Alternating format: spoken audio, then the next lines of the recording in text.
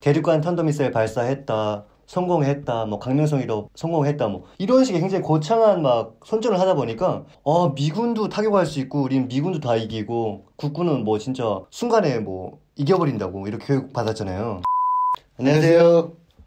네, 안녕하세요 여러분, 반갑습니다. 오늘 주제는 저희가 실제로 국군과 북한군이 싸우면 저희가 사실 북한에 있을 때는 네. 북한군이 이긴다고 생각을 했었거든요. 그렇죠. 그래서 왜 이긴다고 생각했던지 그런 이유에 대해서 저희가 오늘 좀 얘기해보는 시간을 가지도록 하겠습니다. 국군뿐만 아니라 미군과 싸워서도 네. 이긴다고 저희가 사실 생각했었잖아요. 그렇죠. 왜 그렇게 생각했을까요, 저희가? 일단 뭐 군대 나가기 전을 먼저 살펴본다면 네. 군대 나가기 전에는 군대에 대해서는 뉴스나 매체 이런 걸 통해서만 볼 수가 있잖아요. 그리고 뭐 열병식 같은 걸 보면 되게 막 가슴이 웅장해지고 뿌듯하고 막 그런 감정을 느꼈던 것 같아요. 그리고 뭐 대륙간 탄도미사일 발사했다, 성공했다, 뭐 강명성 1호 성공했다, 뭐 이런 식의 굉장히 거창한 막 선전을 하다 보니까 미군도 타격할 수 있고 우린 미군도 다 이기고 국군은 뭐 진짜 순간에 뭐 이겨버린다고 이렇게 교육 받았잖아요. 솔직히 네. 국군은 순간에 이긴다는 교육보다도 네. 국군은 전투 대상으로 여기지 않았죠. 우리 상대가 아니다. 예.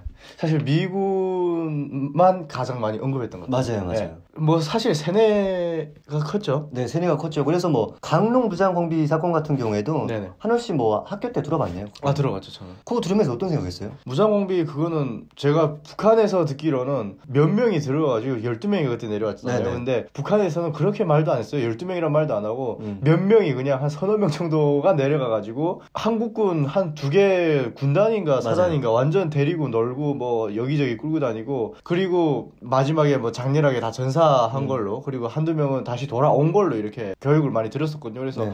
진짜 세긴 세구나, 북한군이 진짜 세구나라는 그런 생각 되게 많이 했던 것 같아요. 맞아요. 저도 역시 강릉 무장공비 사건 들을 때 그 3명인가 내려가가지고 네. 30만 대군을 뭐 끌고 다니면서 맞아요, 진짜 몇 달 동안 막 음. 못 잡고 막 그랬대요. 그래서 이런 특수부대가 한국에 침투되면 진짜 한국 그 부대 같은 경우에는 다 그냥 전멸시킬 수 있다 이런 교육도 하다 보니까 뭐 미군이든 국군이든 다 꼼짝도 못 하는구나 북한군한테, 이런 생각을 학생 때는 굉장히 많이 했던 것 같아요. 맞아요. 그리고 뭐 북한에 돌아다니는 그런 썰들이 있는데, 그 특수부대원들이 밥 같은 거 안 먹고 알약 같은 걸 먹으면 네. 뭐 회복되는 그런 속도도 굉장히 빠르고 그런 썰들도 굉장히 많았어요. 그래서 짐을 최대한 뭐 알약 몇 개 넣고 다니고, 그리고 여기에 독극물 같은 거 넣고 만약에 잡히게 되는 순간이 오면 독약을 물든지 아니면 뭐 수리탄을 터뜨려서 자폭을 한다든지 그런 썰들이 굉장히 많았었거든요. 그래서 북한에 있을 때는 정말 좀 사실처럼 좀 많이 믿었던 것 같아요. 군대 나갈 때 당시에도 뭔가 굉장히 강하고 자랑스러운 조선인민군에 입대한다고 하면서 좀 노래 부르면서 나갔던 것 같아요. 맞아요. 그리고 나갈 때 그 군복을 딱 입잖아요. 그러면 호랑이 가죽을 뒤집어 썼다라는 말이 북한에 있어요. 그러니까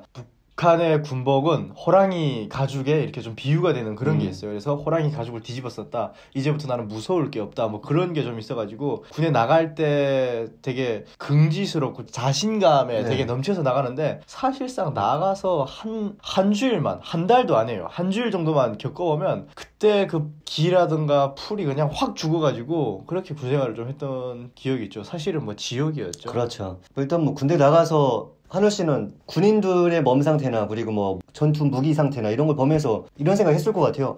이걸로 이길 수 있을까 이런 생각 했을 것 같아요. 신병 훈련을 받을 때 네.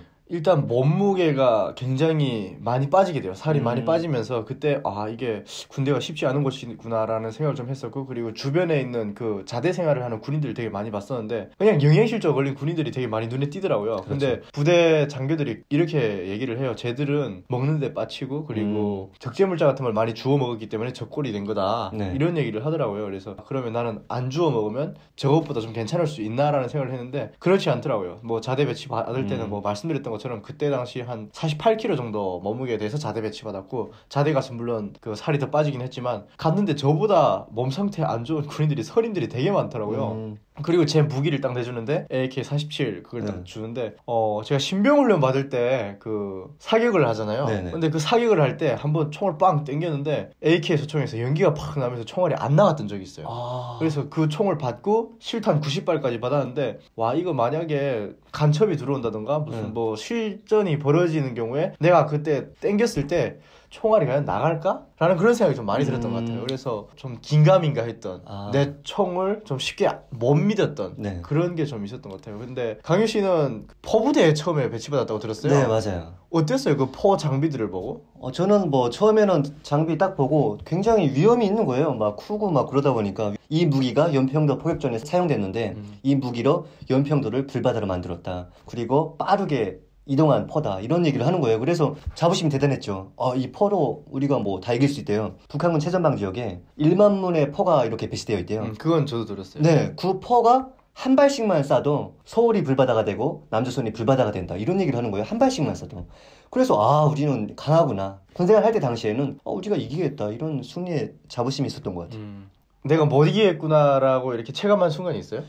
북한군에 있을 때는 없었던 것 같아요. 북한군에 있을 때는 네. 그거는 좀 맞아요. 사실 저도 탈북할 때까지도 북한군이 진다라는 생각은 못했었고 그리고 국정원에 와서 조사 받을 때도 빡빡 우겼었거든요. 북한군이 이긴다고? 네. 그래가지고 네. 그 국정원 사람들이 되게 화가 나가지고 그럴 거면 너씨 보내버린다 막 이런 얘기도 하고 좀 그때는 18살 19살 뭐 철이 없었죠. 철이 없었던 것 같고 여기 한국에 와서 제가 인상 있게 봤던 영상이 있어요. 네. 과거에 김관진 국방장관이 북한에서는 굉장히 유명하잖아요. 그렇죠.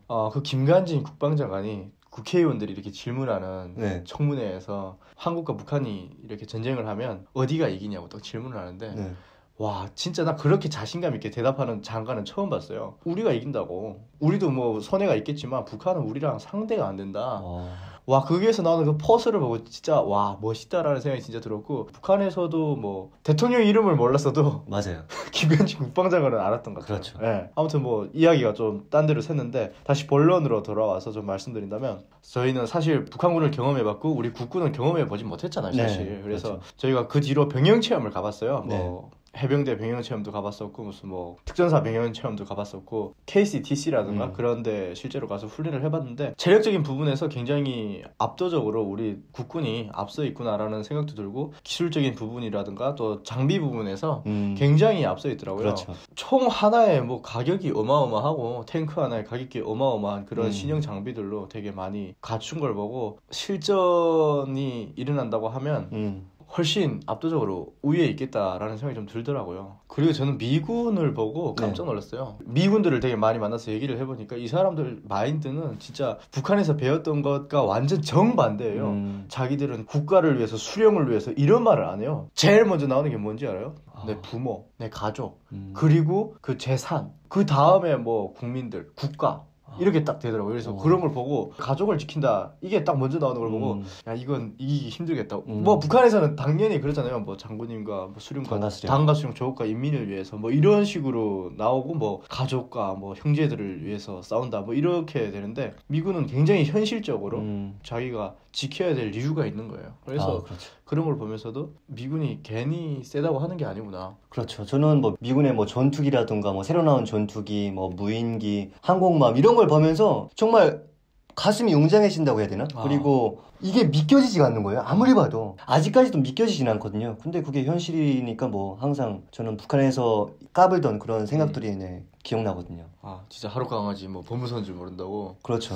근데 뭐 저는 좀 그렇게도 생각해요. 결코 북한이 또 이렇게 호락호락하다고는 할 수 없는 그런 상대라고 또 이렇게 분명히 좀 주의를 할 부분도 있다고 이렇게 언급을 하면 좋을 것 같아요. 그렇죠. 네. 저걸 뭐 가대평가에도 위험하지만 가서평가하면 더 위험하잖아요. 네, 그렇습니다. 지금도 북한에 있는 군인들은 아마 그렇게 생각할 거예요. 그렇죠. 네, 그렇게 생각할 거기 때문에 우리도 결코 그런 부분에 있어서 소홀히 하면 안 된다라는 생각을 좀 여러분들께 말씀드리는 그런 시간을 가졌던 것 같습니다. 네, 여러분 오늘 이렇게 저희가 북한군에서 그리고 북한 사회에서 살아가면서 북한의 재래식 무기를 갖고도 미군이나 뭐 국군 정도는 이길 수 있다고 이렇게 생각했던 외부 세계를 접하지 못하다 보니까 그런 생각을 했던 것 같고 북한에서의 저희들의 생각을 말씀드리는 그런 시간을 가졌습니다. 궁금하신 부분은 댓글에 남겨주시고 오늘도 영상이 좋으셨다면 구독과 좋아요, 알림 설정까지 부탁드리겠습니다. 네, 여러분 감사합니다.